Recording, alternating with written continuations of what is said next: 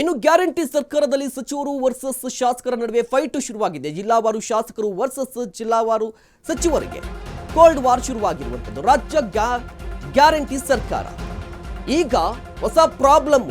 ಏನಪ್ಪ ಪ್ರಾಬ್ಲಮ್ ಅಂತ ಹೇಳಿದ್ರೆ ಶಾಸಕರು ವರ್ಸಸ್ ಸಚಿವರ ಕೋಲ್ಡ್ ವಾರ್. ಅನುದಾನ ಸಿಗ್ತಾ ಇಲ್ಲ ಅಂತ ಹೇಳಿ ಕಂಗಾಲಾಗಿದ್ದಾರೆ ಶಾಸಕರು. ಶಾಸಕರ ಮುನಿಸಿಗೆ ತುಪ್ಪ ಸುರಿತಾ ಇದ್ದಾರಂತೆ ಸಚಿವರು. ಅವರ ವೈಖರಿ ಕೂಡ ಗ್ಯಾರಂಟಿ ಸರ್ಕಾರ ಇದೆ, 5 ಗ್ಯಾರಂಟಿಗಳನ್ನು ಕೊಟ್ಟರು. ಈಗ ಕೆಪಿಸಿಸಿ ಅಧ್ಯಕ್ಷರ ಸ್ಥಾನ, ಸಿಎಂ ಕುರ್ಚಿ ಬದಲಾವಣೆ, ಹೀಗೆ ಸಾಕಷ್ಟು ಚರ್ಚೆ ನಡೀತಾ ಇದೆ. ಈಗ ಹೊಸ ಪ್ರಾಬ್ಲಮ್ ಕಾಂಗ್ರೆಸ್ಗೆ ಅದೇನಪ್ಪ ಅಂತ ಹೇಳಿದ್ರೆ ಶಾಸಕರು ವರ್ಸಸ್ ಸಚಿವರ ನಡುವೆ ಒಂದಿಷ್ಟು ಮುಸುಕಿನ ಗುದ್ದಾಟ ಶುರುವಾಗಿದೆಯಂತೆ.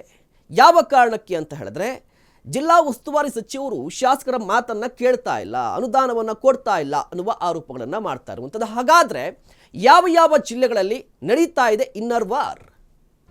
ಯಾವ ಯಾವ ಜಿಲ್ಲೆಗಳಲ್ಲಿ ನಡೀತಾ ಇದೆ ಈ ವಾರು? ಕಲಬುರಗಿ ಸಚಿವ ಪ್ರಿಯಾಂಕ್ ಖರ್ಗೆ ವರ್ಸಸ್ BR ಪಾಟೀಲ್, ಕಲಬುರಗಿಯಲ್ಲಿ ನಡೀತಾ ಇರುವಂತಹ ವಾರ್ ಇದು. ದಾವಣಗೆರೆ ಮಲ್ಲಿಕಾರ್ಜುನ್ ವರ್ಸಸ್ ಬಸವರಾಜ ಶಿವಗಂಗಾ, ದಾವಣಗೆರೆ ಎದ್ದಿತು. ಕೋಲಾರ ಬೈರತಿ ಸುರೇಶ್ ವರ್ಸಸ್ KV ನಂಜೇಗೌಡರು, SN ನಾರಾಯಣಸ್ವಾಮಿ ನಡುವೆ ಪೈಪೋಟಿ. ಶಿವಮೊಗ್ಗ ಸಚಿವರಾಗಿರುವಂತಹ ಮಧು ಬಂಗಾರಪ್ಪ ವರ್ಸಸ್ ಬೇಳೂರು ಗೋಪಾಲಕೃಷ್ಣ ನಡುವೆ ಪೈಪೋಟಿ. Tumakuru doctor G Parameshwar, KN Rajanna ಸಚಿವರು, ಅವರ ವಿರುದ್ಧವಾಗಿ SR ಶ್ರೀನಿವಾಸ್ ಇರುವಂಥದ್ದು. ಬೆಳಗಾವಿ ಸತೀಶ್ ಜಾರಕಿಹೊಳಿ ವರ್ಸಸ್ ಲಕ್ಷ್ಮಣ್ ಸವದಿ, ಅದೇ ರೀತಿಯಾಗಿ ಲಕ್ಷ್ಮೀ ಹೆಬ್ಬಾಳ್ಕರ್ ವರ್ಸಸ್ ಆಸಿಫ್ ಸೇಠ್ ನಡುವೆ ಈಗ ತಿಕ್ಕಾಟ ಆರಂಭವಾಗಿರುವಂಥದ್ದು. ಮುಖ್ಯವಾಗಿ ಕಾಂಗ್ರೆಸ್ನಲ್ಲಿ ಅನುದಾನ ಸಿಗ್ತಾ ಇಲ್ಲ ಅನ್ನುವ ಆರೋಪವನ್ನು ಪದೇ ಪದೇ ಕಾಂಗ್ರೆಸ್ನ ಶಾಸಕರು ಮಾಡ್ತಾ ಇದ್ದಾರೆ. ಇದರ ಜೊತೆಗೆ ಕಾಂಗ್ರೆಸ್ನಲ್ಲಿ ಒಂದಿಷ್ಟು ಸೀನಿಯರ್ ಶಾಸಕರಂತ ಇದ್ದಾರೆ, ಸೀನಿಯರ್ MLAಗಳು ಅಂತ ಹೇಳಿ. ಅವರು ಸಾಮಾನ್ಯವಾಗಿ ಸಚಿವ ಸ್ಥಾನದ ಆಕಾಂಕ್ಷಿಗಳಾಗಿದ್ದರು, ಸಚಿವ ಸ್ಥಾನ ಸಿಗಲಿಲ್ಲ. ಹೋಗಲಿ, ಈ ಜಿಲ್ಲಾ ಉಸ್ತುವಾರಿಗಳು ಅಂತ ನೇಮಕ ಆಗಿರ್ತಾರೆ, ಜಿಲ್ಲಾ ಉಸ್ತುವಾರಿ ಸಚಿವರು ಅಂತ ಹೇಳಿ. ಆ ಉಸ್ತುವಾರಿ ಸಚಿವರು ಕ್ಷೇತ್ರದಲ್ಲಿ ಕೆಲಸ ಮಾಡಿಕೊಡ್ತಾ ಇಲ್ಲ, ಯಾವುದಾದ್ರೂ ವರ್ಗಾವಣೆಗೆ ಶಿಫಾರಸು ಮಾಡ್ತಾ ಇದ್ರೆ ನಮ್ಮ ಮಾತು ಕೇಳ್ತಾ ಇಲ್ಲ, ಅನುದಾನಕ್ಕೂ ಕೂಡ ಕೊಕ್ಕೆ ಹಾಕ್ತಾ ಇದ್ದಾರೆ.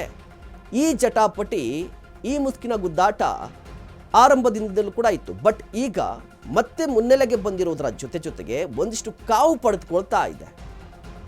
ಏನು ಕಾವು ಪಡೆದುಕೊಳ್ಳೋದು ಅಂತ ಹೇಳಿದ್ರೆ BR ಪಾಟೀಲ್ರು ಮೊನ್ನೆ ಅಷ್ಟೇ ರಾಜೀನಾಮೆ ಕೊಟ್ಟರು. ಇದಾದ ಬೆನ್ನಲ್ಲೇ ಇನ್ನಷ್ಟು ಶಾಸಕರು ಕೂಡ ರೆಬಲ್ ಆಗುವಂಥ ಸಾಧ್ಯತೆಗಳಿದೆ.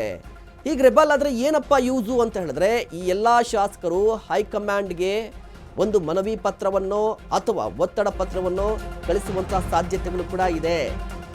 ಶಾಸಕರ ಮುನಿಸಿಗೆ ಅಸಲಿ ಕಾರಣವೇನು?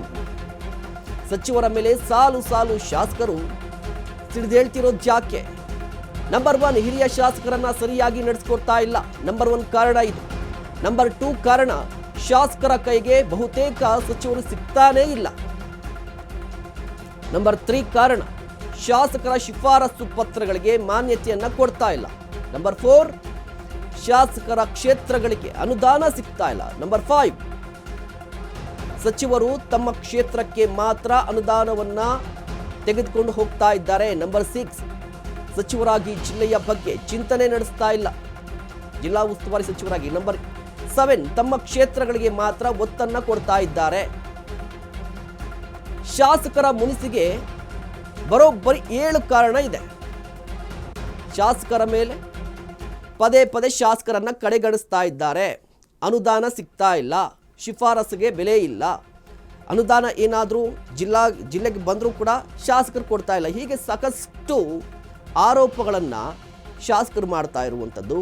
ಈ ಆರೋಪಗಳನ್ನು ಮಾಡ್ತಾ ಶಾಸಕರು ಕೂಡ ಒಂದು ಪ್ಲಾನನ್ನು ಮಾಡಿಕೊಂಡಿದ್ದಾರಂತೆ, ಹೈಕಮಾಂಡ್ ಕದವನ್ನು ತಟ್ಟುವಂಥದ್ದು. ಆ ಮೂಲಕವಾಗಿ ಸಚಿವರಿಗೆ ಒಂದಿಷ್ಟು ಇನ್ಪುಟ್ ಆದರೂ ಕೊಡಿ, ಅಥವಾ ಅವ್ರಿಗೆ ಗೈಡ್ಲೈನ್ಸ್ ಆದರೂ ಕೊಡಿ, ಅಥವಾ ಅವ್ರಿಗೆ ಒಂದಿಷ್ಟು ಸೂಚನೆ ಆದರೂ ಕೊಡಿ, ಅಥವಾ ಅವರನ್ನೇ ಚೇಂಜ್ ಮಾಡಿ ಅನ್ನುವ ಒಂದಿಷ್ಟು ಒತ್ತಡವನ್ನು ಹೇರುವ ಸಾಧ್ಯತೆಗಳು ಕೂಡ ಕಾಣಿಸ್ತಾ ಇರುವಂಥದ್ದು ಕಾಂಗ್ರೆಸ್ನಲ್ಲಿ.